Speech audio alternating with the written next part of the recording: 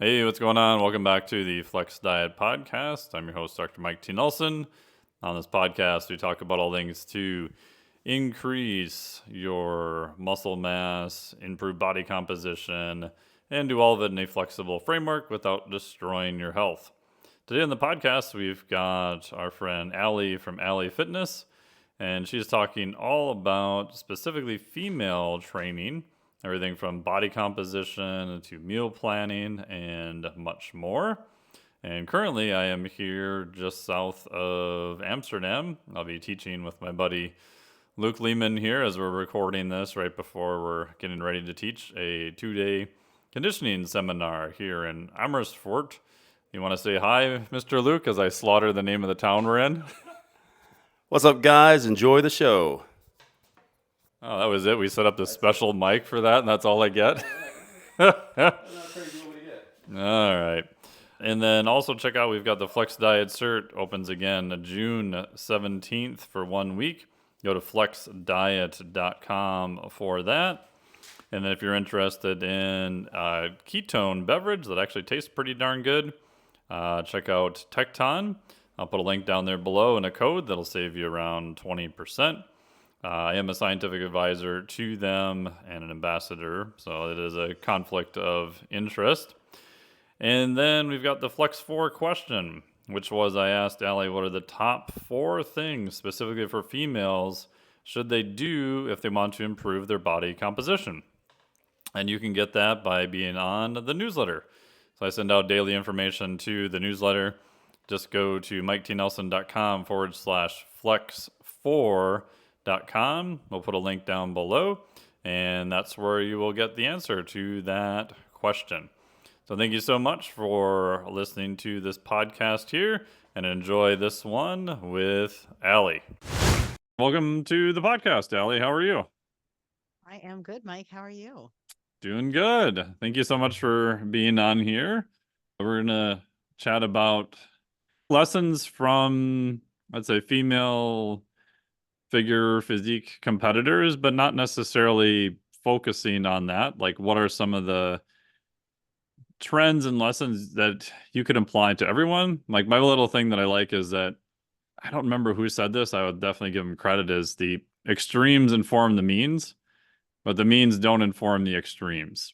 And so, like, my background, I did a master's in mechanical engineering. So from a design standpoint, if you can figure out what your constraints are on both ends, then the middle will be fine. So I always think of like exercise equipment, right? Because anyone who's been around fitness long enough, there's certain exercise equipment, you look at it and you're like, oh, that should be a cool machine. And it just doesn't feel good. Or I'm a little bit taller, so it's like designed for 6-foot people where you do like a high like hammer strength pull down, and it's like a cheap hammer strength machine, and you get the seat all the way at the bottom and your like elbows are still half bent. You're like, oh, this kind of sucks. But if they design the machine for whatever the tallest person and the shortest person, like anyone in between there is going to be fine. So I think there's lessons in the extremes ends of the spectrum, even though most people listening to this are probably not going to do competition or things of that nature. Yeah, I would agree. So what are some common things that you see with women in general that you work with? What are some common problems? Oh gosh, so many.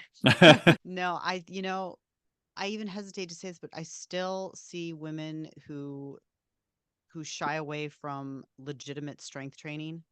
I Yes. still find a lot of women are drawn to forms of exercise that they might even think are strength training or categorize as strength training in their own mind, yet aren't really strength training. I call it like hit in disguise. They're drawn to things like WODs or CrossFit or Orange Theory or just a lot of high intensity work, so to speak. That's their form of strength training, but they've never really actually implemented or desired to implement just like good old fashioned progressive overload, like traditional forms of strength training. So that's one common issue I see. And then still just women who are driven by weight, by body weight, and by scale weight, and by pant size, And it still seems to be so difficult for them to wrap their heads around this idea of fat loss versus weight loss. You say building muscle, and most women still lose their shit. They're like, oh my God, I'm going to get big. Or does that mean the scale's going to go up? Or so those are the two that like come to mind like immediately. Yeah, I think it's gotten a lot better, and actually, I don't know what your thoughts are. I do think CrossFit did a lot of good in terms of realizing for women that it's okay to lift heavy ass weights, and you're probably not going to get too big. And again, if you're looking at games competitors, you are seeing the outliers, the freaks of the freaks in that sport, just like you would in any elite level athletics.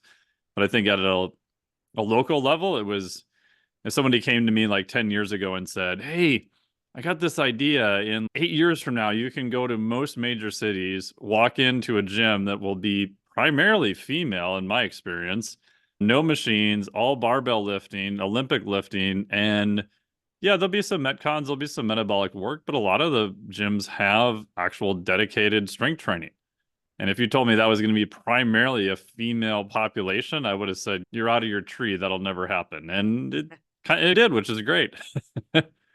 Yeah.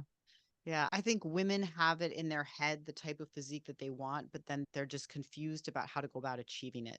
Like that whole concept of like toning, they want, I hear Yes. that a lot. Like women want this toned physique.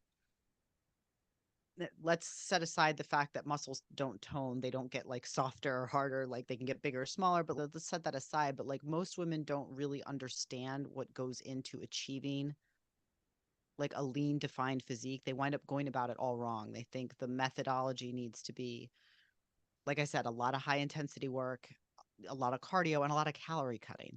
There's still just this like, I just feel like women in general, they just tend to want to undereat. They tend to, I honestly have more women who come to me under eating and not reaching their goals because of that than I do women who come to me overeating.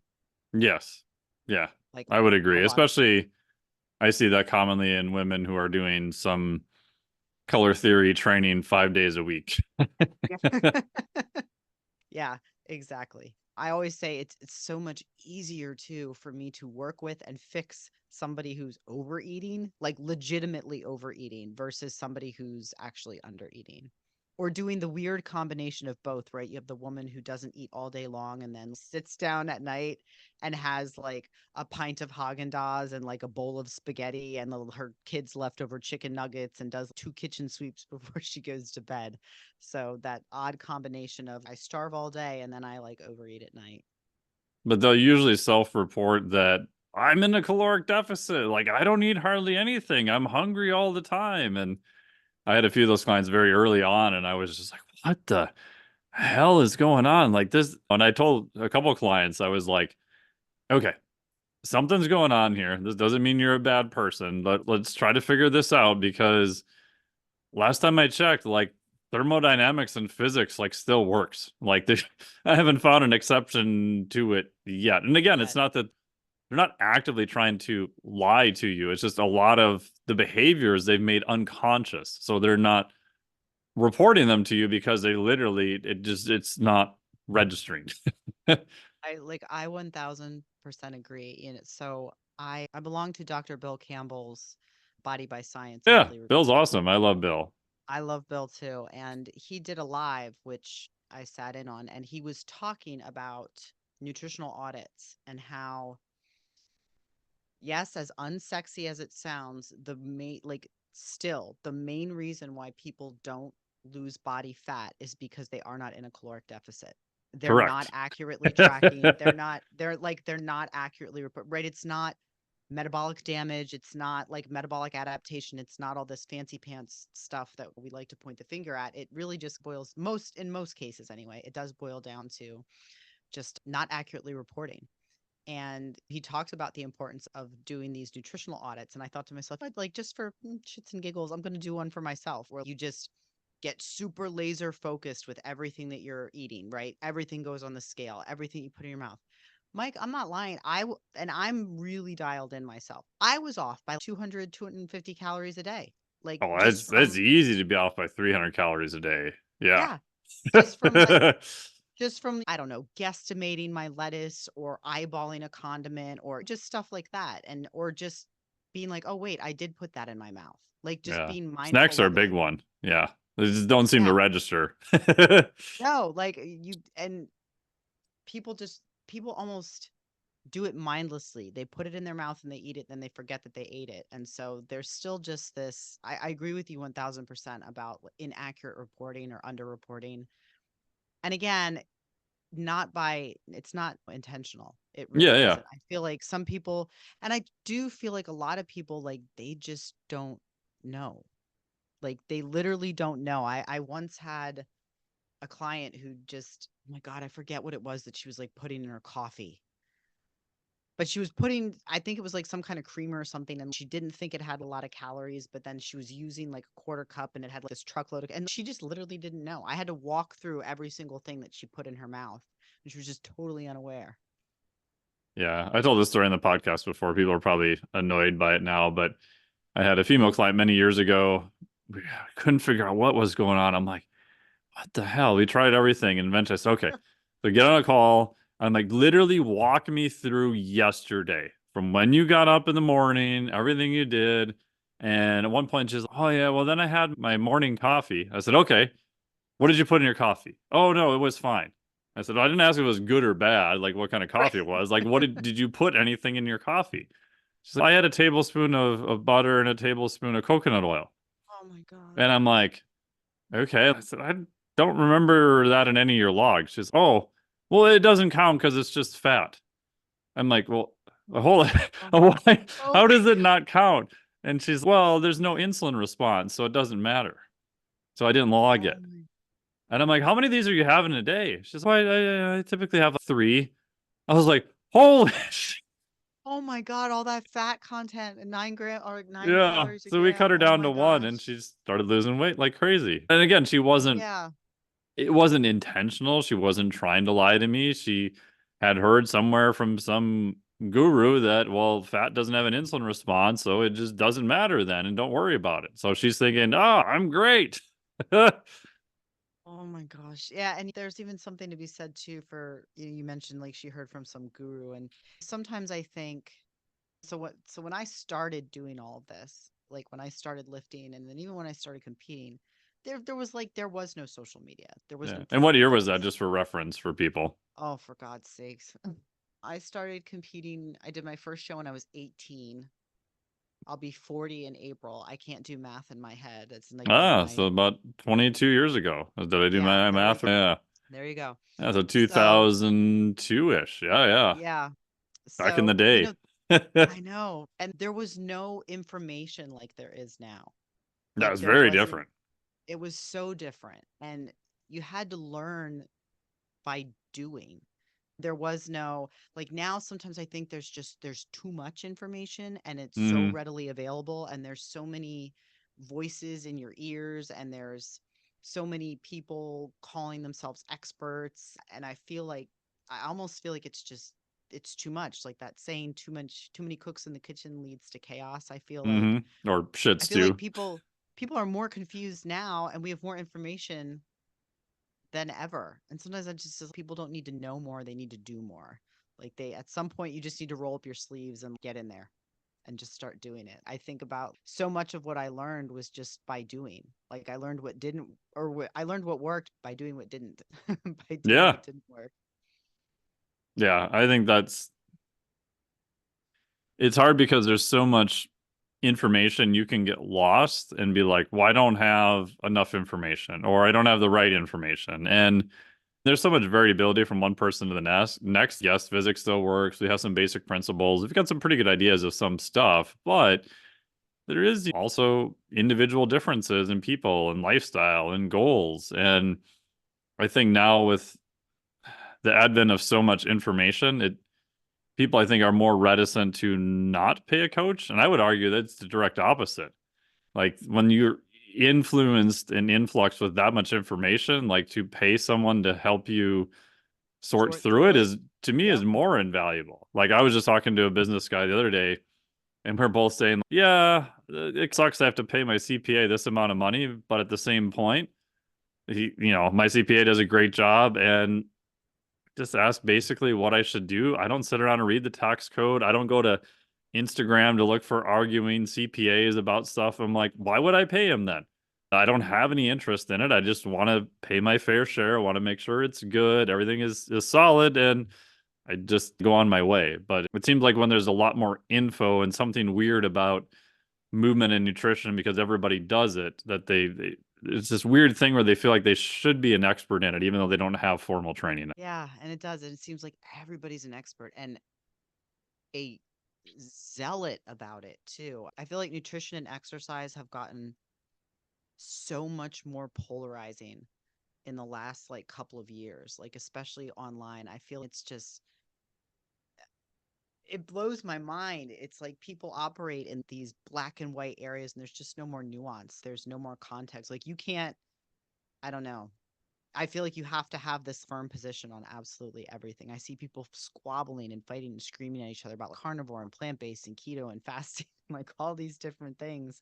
And even when I work one-on-one with clients, sometimes one of the biggest things, one of the biggest struggles I bump into is they hired me, but they're still listening. There's still all this Oh other yeah. stuff coming in, right? So then so much of it is them coming to me with that stuff and going, oh, well, so and so on such and such podcast said that I should be fasting in menopause. Should I be fasting? Why am I not fasting? Or so and so said that the ketogenic diet is the best way to lose body fat. Why am I not doing the ketogenic diet? And there's just, it's like information overload. Yeah, my little rule with clients is, and it took me a while to figure this out. I wish someone would have told me, excuse me, about this earlier, is that I want you to be educated. I will answer any question you have. The big caveat is you have to keep doing the action. If you stop doing the actions and only start asking questions, I will not answer your questions because you're not paying me to answer questions. This is assuming you have enough information in order to act. If it's not clear or I screwed up and didn't explain it, yes, by all means, please call me out. We'll get it clarified. But if we have you do a certain moderate carbohydrate diet and you're not following it at all, you're not even in the same ballpark, you can't ask me about what Keto Karen said on Instagram. Yep. Yep. Yeah. And at the end of the day, sometimes it's you don't know till you try. You have Oh, to for sure. you have to try for yourself. And I worked with John Meadows for years, and I Yes. remember I miss John. I miss him all the time. Yeah. He Um, was like this super knowledgeable. Can you meet him in person? Just a super nice, just down to earth dude. he was so genuine and so kind. Like he Yes. was just the Very kind. kindest human being. But he was my coach for almost 4 years. And I remember I sent him an email one time and I don't even remember what I asked him. But I remember he emailed me back and he just said a couple words and he's, well, let's try it. We won't know until we try it. Yeah. And that's always stuck with me. And it's, I feel like most people want this perfect plan or this clear path or this guaranteed result, or if I do X, will this guarantee me Y? And at some point, it's you just have to try different things. Even as a coach, sometimes with clients, I'm like, well, we're going to try it. We're going to try the method and see if it works for you. We're going to try macro tracking. Doesn't work for you? Maybe we'll try hand portion control. Doesn't work for you? Maybe we'll try. You have to just try different things. And I feel like a lot of people are resistant to, like I said before, just rolling up their sleeves and just getting in there and doing the doing.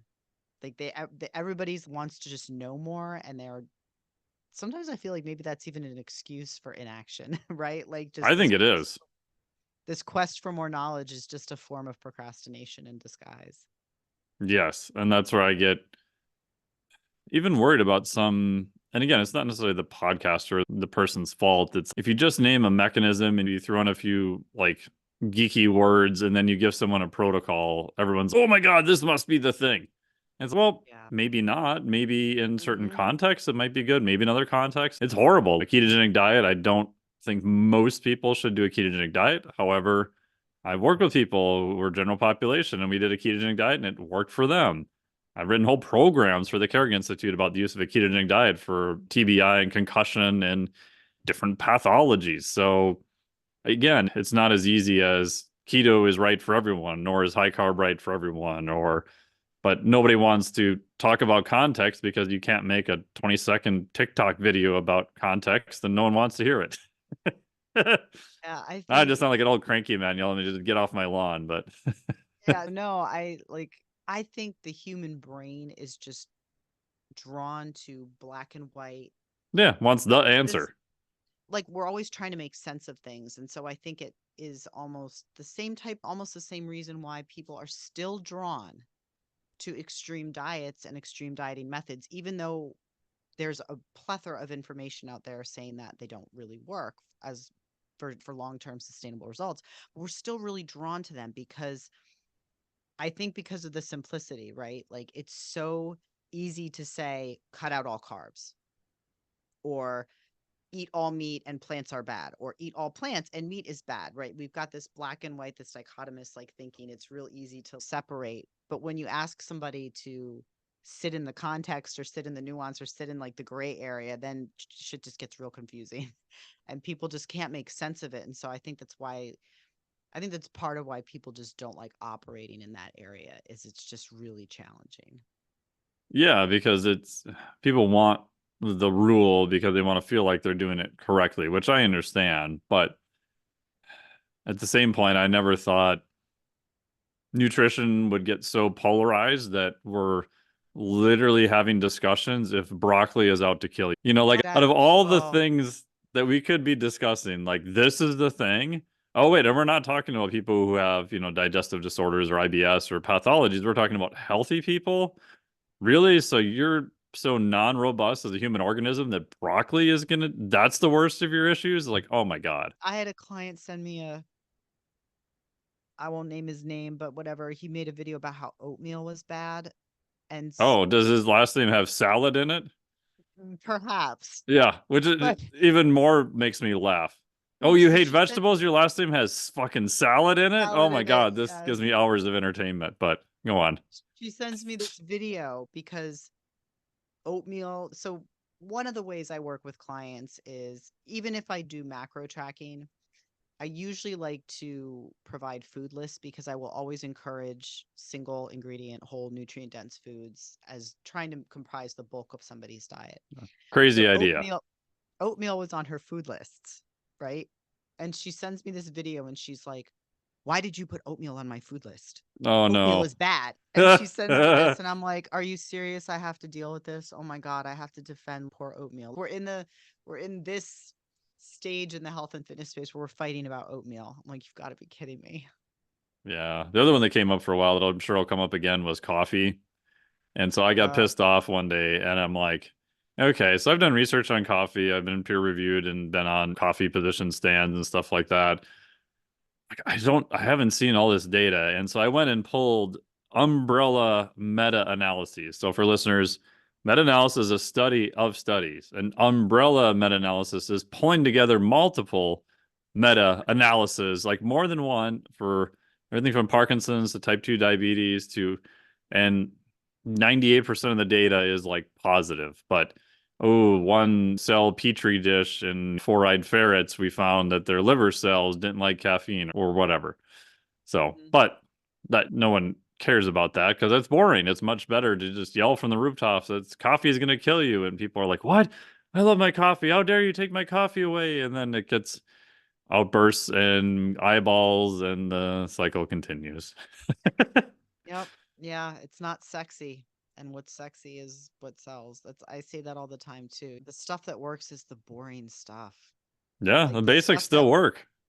the basics still work. And if you do want to talk about like generalized health and fitness advice, it's not keto is for everyone or fasting is for everyone. It's sleep, eat whole nutrient dense Yeah, foods, move more. go Wait, it's exercise. so boring. It's so boring.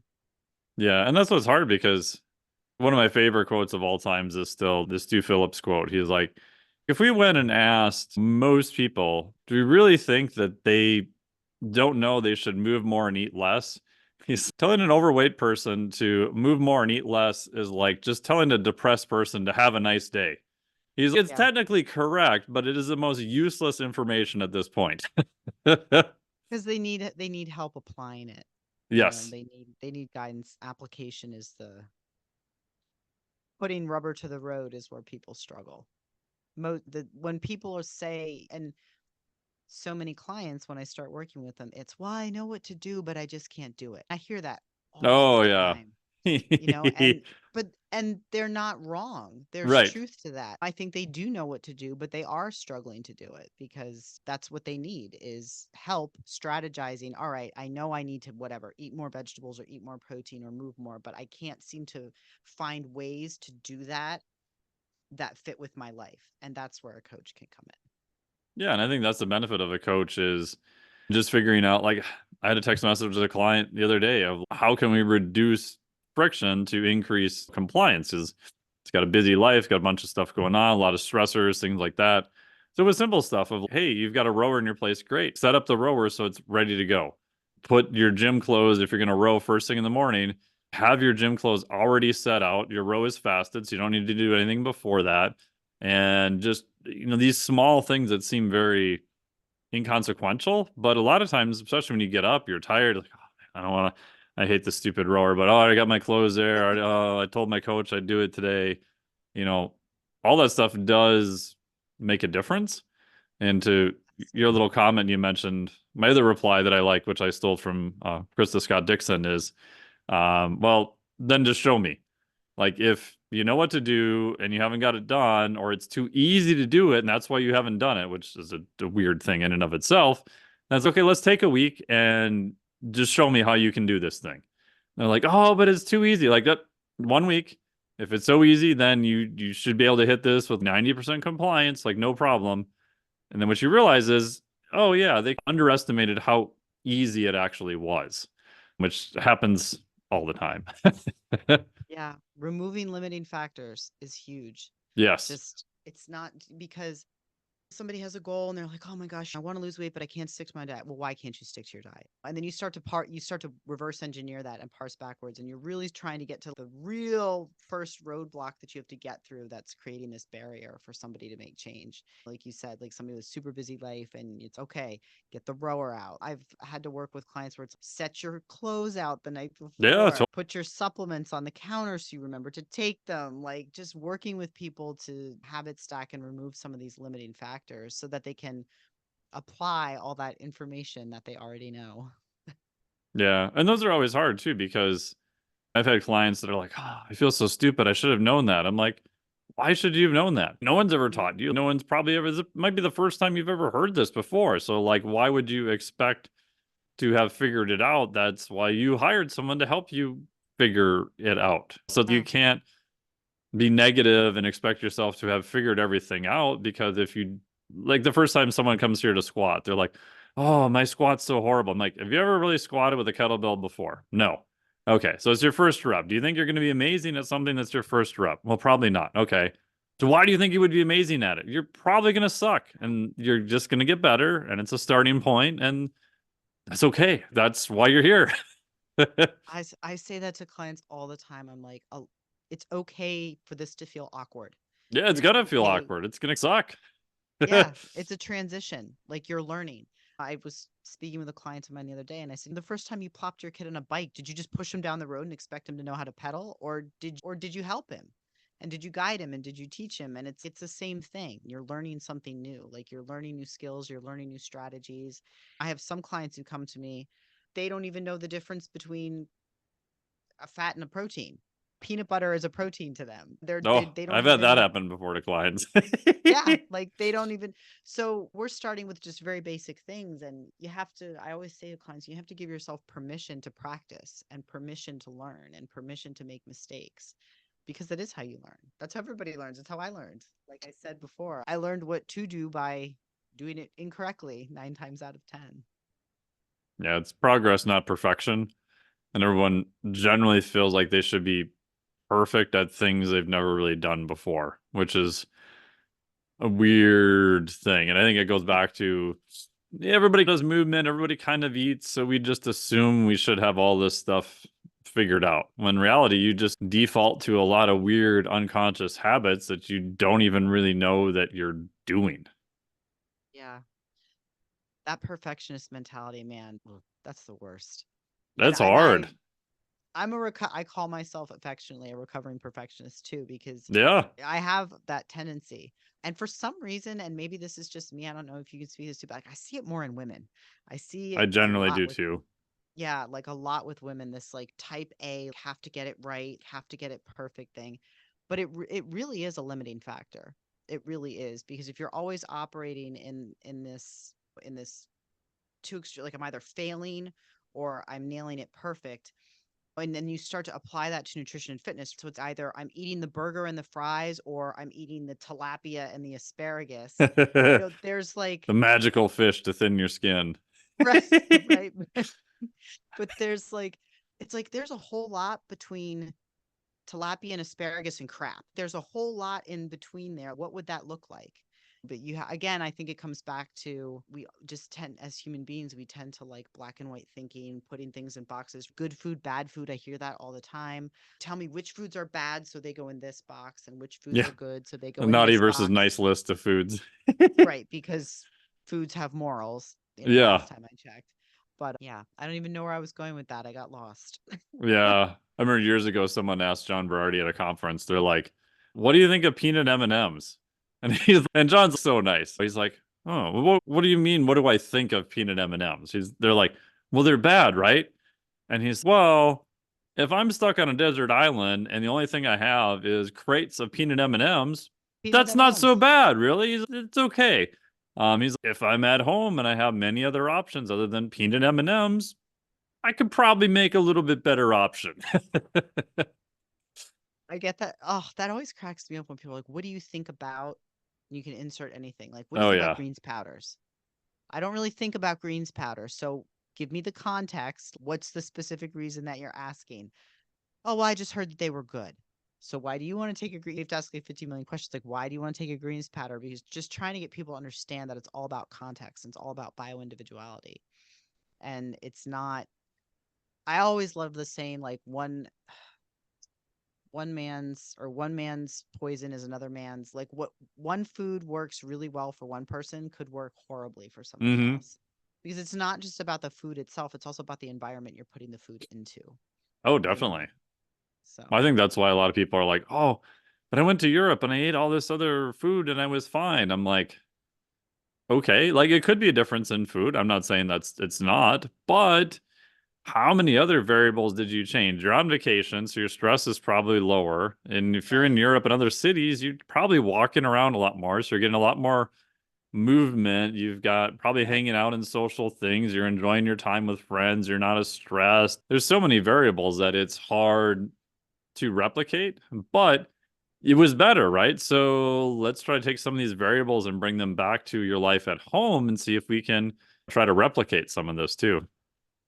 And stress is so huge and such a difficult thing to discuss and tackle with clients. I feel like stress and sleep, those are the two like hardest things Oh to yeah, work with. sleep's the worst in Oh terms my. of trying to get people to do things with it. That's and when I did the flex diet cert, like sleep is the eighth intervention. It's eight because Okay. psychologically, it's hey man, at the end of the day, you go through the whole day. You're not giving up your kids for adoption. You're not moving closer to work. You can only work 2 days at home in your pajamas or whatever. And you're like, oh, I sleep 6 hours a night. So you're telling me those 2 hours I relax and watch Netflix with my spouse that I'm not supposed to do that and I'm just supposed to go to bed? Yes. Yeah. Yeah. Yes, actually, Ah, I yes. hate you. Ah, Yep. know. Yep. Yep. It's like the same thing. I bump into the same thing. I've got the mom who runs like a million miles an hour, and Yep. she finally puts the kids down and her husband's all taken care of. And so she's scrolling Instagram or doing like her, I don't know, Amazon shopping like in bed at Yeah. night. And then she can't sleep because she's to her phone. And then I try to tell her she needs to like put her phone down before she goes to bed. And it's, but that's the only time I have to myself. So I bump into the same thing. I feel like stress and sleep, two of the most powerful drivers of change, I think, but still two of the most challenging things to work with when it comes to working with clients. Yeah, I realized that probably maybe 4 years ago, I figured out, and it sounds so obvious when I say this, is that the one of the things I've just figured out recently, but that if I can go to bed at a reasonable hour, get good enough sleep, and allow myself to generally sleep in until I wake up, so I'm getting enough sleep per night, I tend to sleep a lot. Oh my God, my outside stress can be pretty damn high. and I'm okay. And you still feel okay. Yep. And I still You feel feel okay. But if I have 2 or 3 nights of 4 to 5 hours, I can get by if my stress isn't real high. I can sneak by. I don't feel amazing. But if my stress is high, oh man, by the end of that second night, woo, I'm a crispy critter. I was gonna say you're a fun person to be around. Yeah. I'm the same way, and I've definitely noticed it too as I've gotten older. When I was younger, I used to be able to skate on 4 or 5 hours of sleep all the time. And now if I don't get like a good like 7.5 to 8, maybe like a day or two goes by and I manage, but then by the third or fourth day, like my husband's, oh my God, just you need to get some sleep. Like he's somebody give her a nap. So it's a powerful driver of change. And I agree. I think it makes me feel so much more resilient to stress. Yeah. And I'm always reminded this usually when we travel, when I get a little bit less sleep, that I'm like, oh, it's not so much that I enjoy sleep, like I do, but I'm like, oh man, I really hate being tired now. 'Cause, like you just Yeah. feel so unproductive and everything is so hard. And I look back at like how many freaking decades of my life I lived like that, and I was convinced that was normal. I thought I was doing Yep. good. And when I finished my PhD, I knew I wasn't doing good. It was really bad, but Yep. yeah, it makes a huge Yeah. difference. Yeah. I had a lot of sleepless nights in college, an absolute lot. But it blows my mind how little value people place on sleep. Yes. Even as adults. Like so many of the women I coach, I sleep 6 hours a night if I'm lucky. Usually 5. But Yeah. that's like Woo. all I have time for. And I'm just like, and they've been doing it for like years. You and I are Yes. talking about skimping on 1 or 2 bad nights of sleep, which is a whole separate animal. But when you have people who are just like chronically underslept like that, and then they wonder why they have food cravings or they're craving sugar, or they can't stick to a diet, or they don't have energy to go to the gym. But still, like I said, sleep is it's so hard to help people reroute that. Yeah. Another blinding flash of the obvious I had just recently was, oh, because I came back from a trip, man, I was just sleeping like for a long time. And I realized, oh, shocker, if I can still sleep, then I need sleep. I know it seems so obvious, but it's okay. If I'm tired at 9 o'clock at night and I go to bed and I sleep till 8 the next morning, and I do that for a couple nights in a row, yeah, maybe I Clearly, should you needed it. reappraise my life and look at make some other changes. I agree with that, but at the same point, for that moment in time, that's what I needed because I was able Yeah. to sleep. And when I replete the sleep, shocker, I wake up. You know? I think you make a good point too. And then it made me think that so often we don't even listen to our bodies like that. Oh no, We're just just so shut up. used to Yeah, more coffee. Yeah, I'm we're guilty just of so used this. to overriding our body's cues. And I know I'm guilty of that too, from competing and from bodybuilding, because all you do is override what your body's telling you. Yeah, Please slow down, please rest, please eat more. You just override it. So I know I'm guilty of that too, but I think so many people just they lose touch with their bodies. They just don't listen. yeah. The analogy I've used, which I stole from my buddy Carl Lenore, is that, and there's research to show this too, that the more sleep deprived people get, their ability to accurately predict how sleep deprived they are, like gets actually worse. And so the running joke with like buddies I have who run sleep labs is everybody thinks they're the exception. They're the Deck 2 mutant who can do Jocko and sleep 4 hours a night and be fine. And we put them in a dark room during the middle of the day with no stimulants and have them do a boring repetitive task. And half of them will fall asleep within 10 minutes. But they'll tell you that, and they honestly believe it, that, oh, I'm fine, I'm good. Oh, no, it's all great. So their ability to predict how bad they are isn't very good. As my buddy Carl Lenore said it, his analogy is, imagine you're working in a warehouse with 100 light bulbs, and every day only one light bulb goes out. He's like, 100 days later, you're probably sitting in the dark, but you have no idea you're in the dark if you never left the warehouse. It's just Yeah. this so gradual drop that it's just so sneaky, you don't realize it. It's a sneaky decline. Yep. Yeah. 100%. Any tips for sleep for clients? Do you try to target sleep quality first? Do you try to look at a routine, or do you just be like, I'm starting on something else? I usually have my first conversation is so one of the questions on my intake, and it's my favorite question, is I will say, walk me through a day in the life. I like that Like one. I will literally just say, start when you get up in the morning, right? What do you do? When do you eat? Where do you go? Walk me through your day. When you get home at night, what do you do? What time do you eat? When do you go to bed? What do you do before you go to bed? And I ask that question because when you go through it, I can literally just circle all of the places where we could start to make improvements to somebody's life, particularly when it comes to sleep and sleep hygiene. Because I'm not just paying attention to what they do before bed, I'm also paying attention to what they do when they get up in the morning and then what they do throughout the day. So I will usually take from that question and try to give one or two, start very small pieces of encouragement. In other words, like I said with that woman who was on her phone, could we maybe get off the phone an hour before we go to bed? Could we maybe get some sunlight first thing in the morning when we get up? Could you maybe just open the curtains? Could you step outside for 5 minutes? And just starting with really small things in that area to just improve their overall circadian rhythm. But it also depends on what they tell me, right? If I have a woman who tells me that she lays down to go to bed, but like her brain is racing and her mind is super busy, then I'm going to start talking about, hey, could you journal earlier in the day and do a brain dump and get some of those worries out on paper? That's when I'm really like, we need to get away from anything stimulating before we go to bed because people think that the brain can just go from 100 miles an hour to a full-fledged stop within. People want to lay down and go to sleep as soon as they lay down, right after they I don't know, got done watching the news or got finished doing work or anything like that. I know personally for me, I have to put work down and away from me at least like an hour, 2 hours before I go to bed.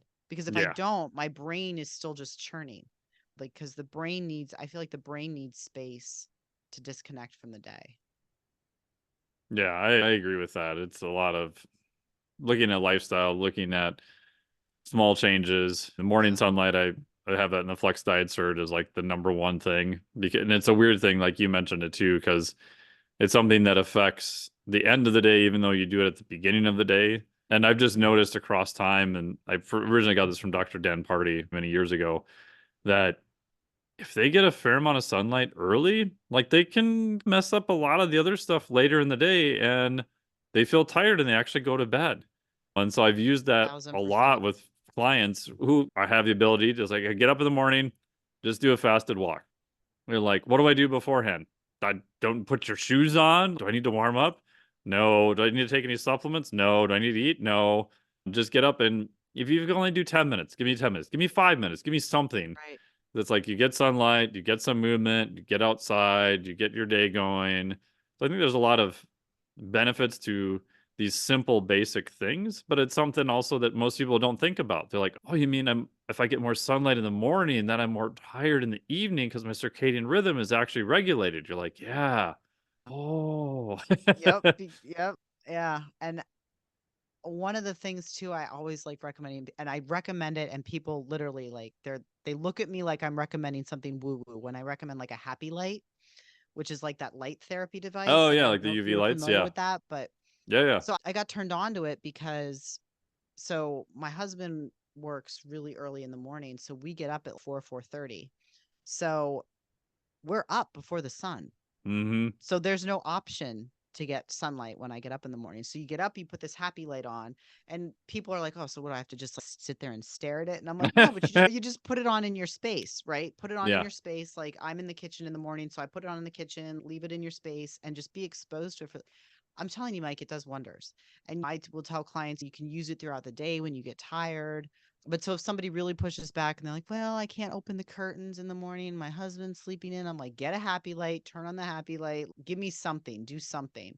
But I am almost always looking at, to circle back to the answer to your question, I'm almost always looking at what are they doing in the morning and what are they doing right before they go to bed to just try to optimize that window and just giving them small things because I feel like change is really hard. I don't feel like it is. It is hard. It's hard for everyone. It's hard for me. Totally. And when you ask too much of somebody at once, because chances are you're already going to be changing their nutrition, and then all of a sudden you're now trying to rearrange their sleep habits. I feel like that's one of those areas that I go at it very slowly, like one or two recommendations, and we can just build from there. Yeah, I was guilty initially in the past of looking at someone's going, oh my gosh, like, and like giving them a checklist of like 17 things to change on day one, and that Same, doesn't go well. So now it's same. okay, let's find the leverage points and let's do a little motivational interviewing. And can you rate this thing? Give me a 1 to 10 scale. So you're trying to rig the system in their favor of things that are gonna, I call this coaching leverage, things that are physiologically gonna move the needle, but psychologically they are easier to do, right? So eating more protein tends to take some education. It takes a little bit more effort, but most people can do that as opposed to trying to get to bed an hour earlier, right? So, look, great. You're eating 40 grams of protein a day. Let's go with the protein, right? Because it's going to be easier. You're going to get some wins. You feel confident. They're like, oh, wow, this coach really knows what's going on. And then you get some buy in and you can do the more difficult things later. My biggest mistake starting off was like only looking at physiology and being like, oh my God, you sleep 5 hours a night. You're a train wreck. And pounding my head against a wall, trying to get him to sleep 2 more hours a night. Yep. Yeah, no, man, I think of all the mistakes I made when I was younger. So much of coaching is not knowledge of nutrition and knowledge of training and even knowledge of lifestyle. It's behavior change. It's psychology. I almost feel like I should have went to school for psychology instead of sports science. But Yeah, I had that feeling. yeah, because you're working with people and it's messy. And I don't know if you've run into this, but even sometimes I find starting people off slow and simple is a harder sell than giving them all the strategies at once, because I come Oh, for back and sure. they're like they want to do all the things all at once, and I'm asking them to, I don't know, drink more water and eat more protein, and they're going like, what the hell is this? Yeah. Like, Why did I pay you how, this obscene amount of money? What right, am I doing? where's my fancy plan? Like, where's my in-depth program? And sometimes I feel like it's harder to sell them on the easy stuff. But truthfully, I almost want it to be, at least for the majority of people I coach, to be so stupid simple that they don't like they can't come up with an excuse not to do it, because that's how change happens. It's almost like stepping into bizarro land. Like people go into the gym. It's not, hey, how can we set things up to accomplish the most amount of work at the highest quality at being the least amount fatigued? It's let's just do the craziest shit we can find that may not be sustainable, that may not get us a result, and let's be as fatigued as possible when we walk out the door. Let's hire a coach and then demand a 17-point secret squirrel checklist to do every day for nutrition because it's got to be complicated. You don't Yep. you No. hire someone, you hire a professional to simplify things, to give you the things that are actionable. But no, it feels like in training and nutrition, it feels like people want the opposite, even though they know that it doesn't match any other area of their life. Yep. Yep. It's like they want what's sexy and complicated and complex, even though, oh, they've never been able to stick to that stuff in the past, too. That's all the things that they got no results with. Yeah, that's usually what I will say to clients. Think about how many times you've tried the set meal plan and the complex like training program and the 5 days a week in the gym for 2 hours. Has it ever stuck? Or have you really just been losing and gaining the same like 10 pounds over and over in your life because you've not ever figured out how to do these things consistently? So why don't we just try it this way? If for no other reason than it's different than what you've done before. That's usually what I'll say. Yeah. The only other thing I figured out a little bit is I think there's something where we feel like when we're stuck on a problem that it must be difficult and we don't really want to be insulted and we don't want to see someone come along and solve it easily. Like I remember years ago locking my keys in my car, calling the locksmith, and he gets there and I think it literally took him 30 seconds. And he's like, "All right, here's your keys. It's $138." And I remember my reaction initially was like, well, shit. $138 for it took him 30 seconds. I Mhm. realized I wanted to see him like struggle with it, at least fake it, make it look like it's more effort. But then I'm like, well, that Yep. doesn't make any damn sense. Do I want to stand there and watch this guy jingle around with my car for 10 extra minutes to charge me the same amount of money? Well, Right. no, I don't, but I do. Yeah.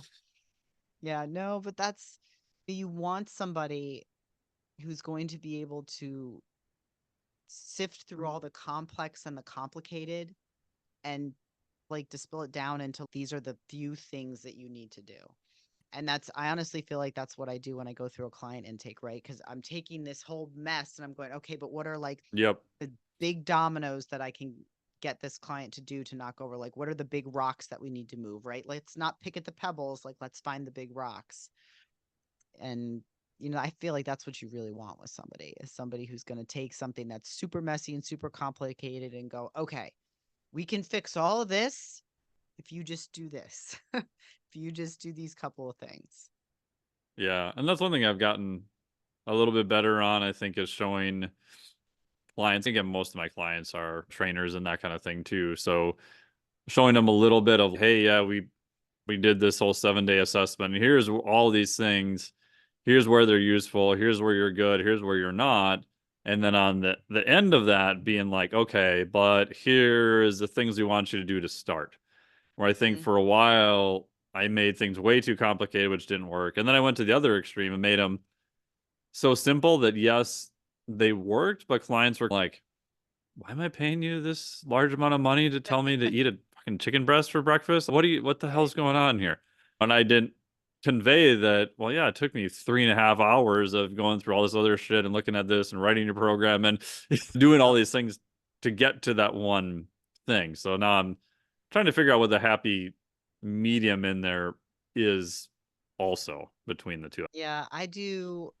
I just started doing this probably like a year or so ago, but so like mapping the journey with the client. So in Yes. other words, I will explain to them like, okay, this is phase 1, this is phase 2, this is phase 3. So we're here and we're focusing on this, but by doing this, we will get to this and laying it out. And so then they can see that even though they're starting here, the process like builds on itself and there's still a purpose for what they're doing now, even though what they're doing now feels so simple. And ever since I started doing that, I feel like it's genuinely helped a lot, especially clients where it might be a complex or a complicated situation because I do work in the functional health space as well. So I will get clients who come to me with gut issues or hypothyroid issues or hormone issues, and it feels very complex and complicated to them. But then when I go through all of their paperwork and I see, oh, well, we're eating like shit and we're sleeping like shit. And so we're still going to start with these things, but they can see then, okay, if I start with this, it's going to have a downstream effect on these major glaring issues that I have. So just starting to map their journey. And I also feel like that helps with expectations too. It really does. Yeah, that's one thing I should get better at doing because I'm pretty good at doing it with people who have hard goals and are competitive, but I'm Mm-hmm. not as good of writing that out for their clients. So I'm taking a note that I need to get back to doing that. And there was no reason that I went away from it. It wasn't like I was just being lazy. It's just Mm-hmm. some clients' lives are so chaotic. I feel like I don't want to stress them out by giving them this plan that they may not be able to execute. But at the same point, every time I've done it, it's actually been the reverse. Like they feel like, oh, okay, here's this phase we're doing. Oh, okay. Because the reality is I have it all written out anyway. I might as well share. Got it in your notes on your end. Yeah. Yeah. So, and I feel like it helps to circling back to what I mentioned in the beginning when I have women, like, for example, who are super fixated on the scale. But maybe losing weight shouldn't be their primary focus, right? Maybe in order to lose weight, we have to focus on other things first. We have to focus on getting healthy first, or we have to focus on building a foundation first, right? If they're eating like crap and they're eating at random times of the day, or they're not eating at all during the day, they're eating spaghetti and ice cream and everything at night, like we need to start there and work with some of those limiting factors. It's helpful for them to see that, okay, I'm in this phase and I'm focusing on just the nutrition habits and weight loss isn't the focus. We're not even there yet. We're just focused on laying a foundation. And oh, in phase 2 or phase 3, then we're going to start working on fat loss or weight loss. And they can see it's coming and they understand that in order for them to get there, they have to focus on the foundations first. I think it just helps manage those expectations. So if they don't see their weight changing initially, they're like, well, that's okay. I'm not in that phase. That's not our focus right now. Right now, my focus is to just, I don't know, eat an apple and peanut butter instead of a sub from Jimmy John's today, that kind of thing. Like, Yeah. Cool. And as we wrap up, I wanted to get back to we briefly touched about. What are your thoughts about just weight training and for women who want to add more muscle? Like I think it's getting better, but I still run into a fair amount of people who generally aren't my clients, but general population, you're on the airplane, you're in the elevator, whatever. They ask what you do. Most of the time I lie and tell them I'm a sanitation engineer or something because Do you really? yeah, otherwise it's going to That's be hilarious. a talk of, oh, what do you think of keto? And what they really want to say is, I'm doing keto and it's amazing. It's rarely ever like a serious conversation. They just want to tell you what they're doing and they just want you to nod in approval. And there's no skin in the Yes. game. There's no connection. Right. And again, I don't mind talking about it with people if they're honestly interested in having a discussion. But yeah, so I just still feel like there's still this misnomer of, oh, well, I'm a woman, I'm gonna go to the gym and oh man, if I just lift too heavy, I'm just gonna add so much muscle so fast. And I'm like thinking, have you been to most gyms? There's scrawny little dude bros like trying to do whatever they possibly can to add as much muscle as possible, and it's a slow process. I'm always like, I've been lifting seriously and progressively and heavily since my 20s. And do you think I'm bulky? Like, I'll usually say Yeah, that to people because if it hasn't happened yet, yeah. I don't, and I'm pretty precise and dialed in and I track and it has not happened to me.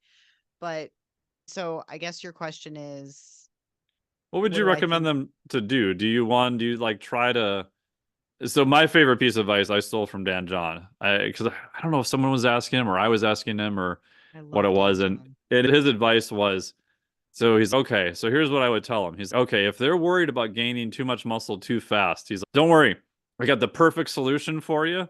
We'll cut you back right before that happens. You'll be perfectly fine. I was like, oh, it's brilliant. I'm stealing that. I usually have them start, if they're not strength training, I usually have them start with something super easy, like 3 days a week, full body. And I don't have them lifting heavy because for women, I feel like it's the heavy lifting.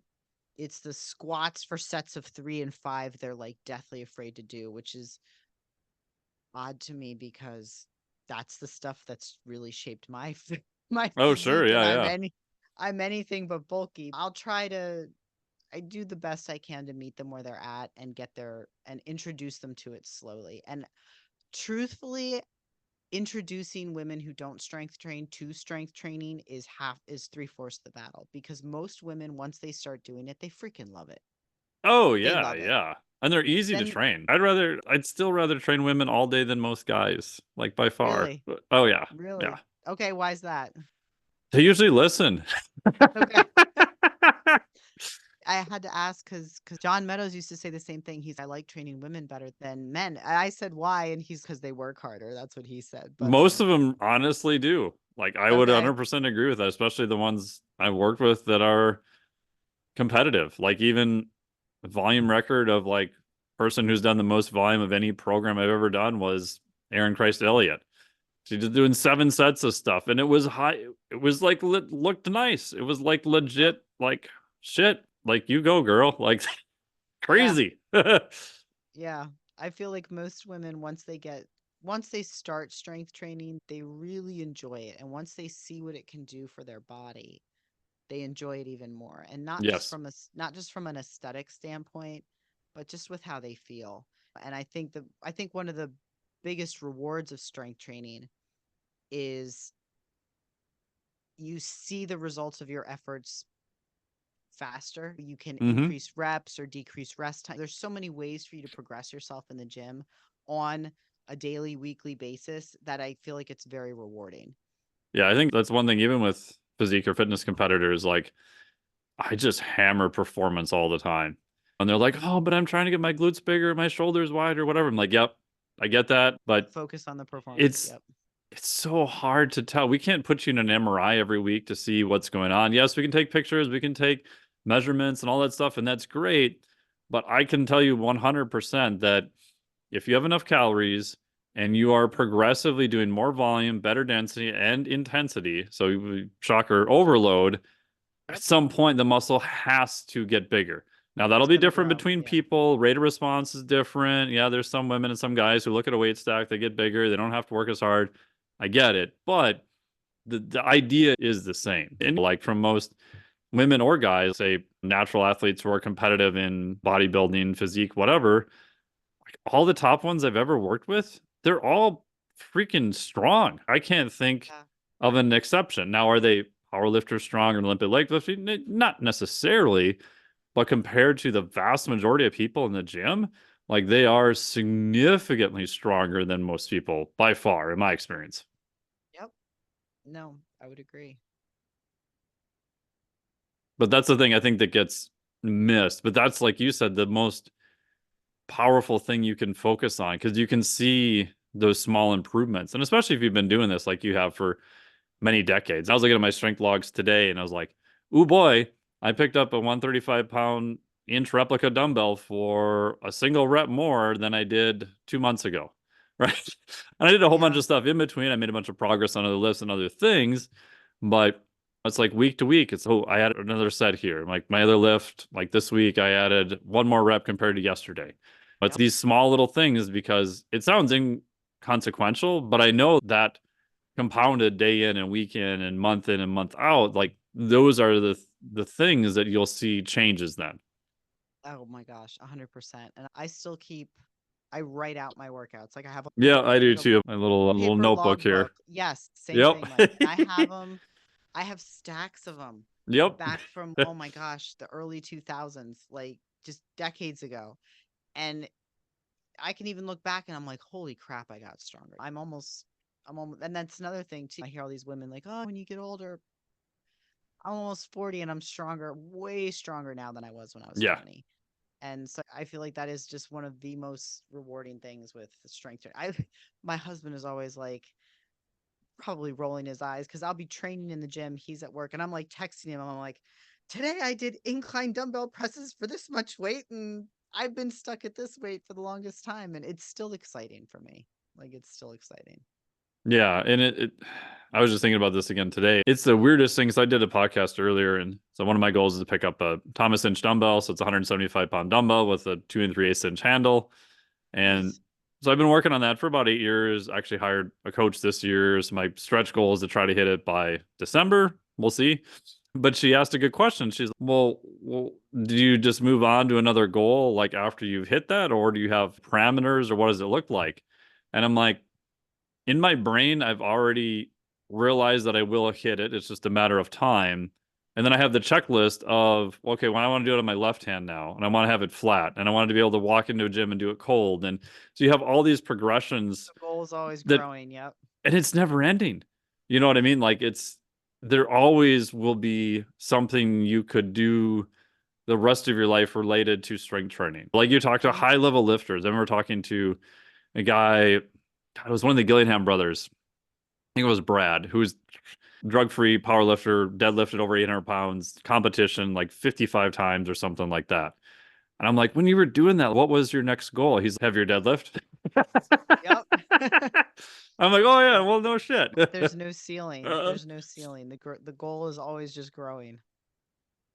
but I think it's a odd thing to come to peace with that also. When I first started lifting, I thought, oh man, because I got crushed by the empty bar in high school. My first deadlift was 95 pounds. I'm like, once I can bench press body weight and deadlift twice my body weight in a meet, to me, that was like my first big marker. And I did it, and I'm like, oh, it's anticlimactic. Nobody gives a shit. I was cool. I was happy I did it, but it's like, oh, everything else looks the same. The world didn't change. Yep. Yep. It is achieving the goal is never as it is never really as enjoyable as the process. I honestly believe that. Like you get there and you're like, oh, okay, now what? What's next? I always think the process to achieving a goal is so much more satisfying than the goal itself. Yeah, and that's hard to convince to people at first who are paying you for the result, For the right? result. And Yep. but that's the only way it's going to be a lifestyle change, and they're going to stay with it too. So I always think, even in my wording and stuff, I always feel like I'm going back and forth of, yes, trying to get them invested in the process, but also making sure they're making progress towards their goal, because that's the main driver. And it's only after weirdos like us who've been doing it for freaking decades that we're like, yeah, it's just all the journey, man. No one wants to hear that shit when they start. For people like us, yeah, maybe we are all gung-ho about this, but not everybody is. Right. I get that a lot when people say, how do you stay motivated to train? And the truth is, Mike, like, I don't have to be motivated. Like, I love it.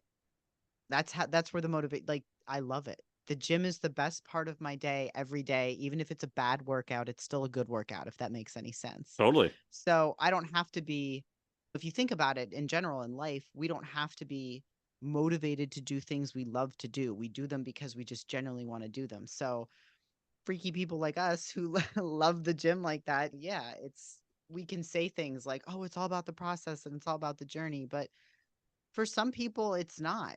They're there because they just want to lose weight or they just want to make sure that they're like aging well. It's not this big enjoyable thing. They don't thoroughly love to lift weights. They just know that it's good for them. So I agree with you to a certain extent too. As coaches, I think we need to remember that and not everybody's like us. This isn't everybody's like enjoyment. This isn't everybody's hobby. For some people, they're just in this to change how they look. Yeah. And my long-term thing then is the two things. Can I get them to buy into the process so they become quote unquote a lifer? And then can they transfer those skills to something else? So like some of my clients in the past have, yeah, I just took up wakeboarding. Oh, we went kiteboarding. Oh, I started learning surfing. I took up mountain biking. I'm like, oh, to me, that's like the ultimate. It's like, yeah, it's cool. You won your show. You did whatever. Great. That's awesome. But I get more excited when I see them transferring all those skill sets to other aspects of their life, because in every single case, they're like way happier. Yes. And it is true. And I can think even onto my own journey. So much of my success in other areas of my life came from what I learned in the gym. And it came from that like self-discipline and delayed gratification and the things that whole process of physique change teaches you. Awesome. Where can people find more about you, all your programs? And if are you currently coaching anyone? Do you take applications, or how does all the process work? Yeah, so all they have to do is go to my website. Perfect. It's revivewellness.health. I'm almost always accepting client applications. If I am on a wait list for whatever reason, it'll say so right on my website. But I'm also fairly active on social media. So if anybody wants to get a hold of me, I pretty much only do Instagram and Facebook. I just can't get my brain around 60 different social media apps. No, I I don't, barely get on Instagram. yeah, I don't tweet. I don't have TikTok. I don't any of that. But my handle on Instagram is Allison. It's just my name at Allison Moyer, and I'm pretty active on there, so I will almost always answer DMs, and yeah, that's how people can get a hold of me. Cool. Awesome. Well, thank you so much for all your time, and I really appreciate it. Thank you so much. I appreciate it. Thank you.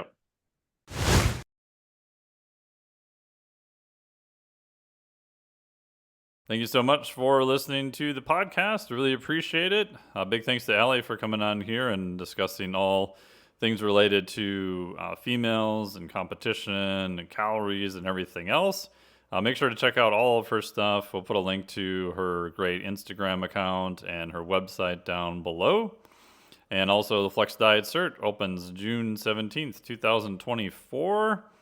And then if you want to know 4 things that women can specifically do to improve their body composition according to Alli, check that out in the Flex 4 question. Go to MikeTNelson.com/Flex4. And then also if you're looking for a tasty ketone beverage, you can check that out at the Tecton link below. Unfortunately, getting fluids through the TSA is not really easy to do a lot of times, so fortunately I couldn't bring anything over for the seminar I'm teaching, but normally I do in the US. So thank you so much for listening to the podcast. We really appreciate it, and we'll talk to all of you next week. Well, they say all good things come to an end. What's that got to do with this show? This podcast is for informational purposes only. The podcast is not intended as a substitute for professional medical advice, diagnosis, or treatment. You should not use the information on the podcast for diagnosing or treating a health problem or disease or prescribing any medication or other treatment. Always seek the advice of your physician or other qualified health provider before taking any medication or nutritional supplement, and with any questions you may have regarding a medical condition. Never disregard professional medical advice or delay in seeking it because of something you have heard on this or any other podcast. Reliance on the podcast is solely at your own risk. Information provided on the podcast does not create a doctor-patient relationship between you and any of the health professionals affiliated with our podcast. Information and statements regarding dietary supplements are not intended to diagnose, treat, cure, or prevent any disease. Opinions of guests are their own, and this podcast does not endorse or accept responsibility for statements made by guests. This podcast does not make any representations or warranties about guest qualifications or credibility. Individuals on this podcast may have a direct or indirect financial interest in products or services referred to therein. If you think you have a medical problem, consult a licensed physician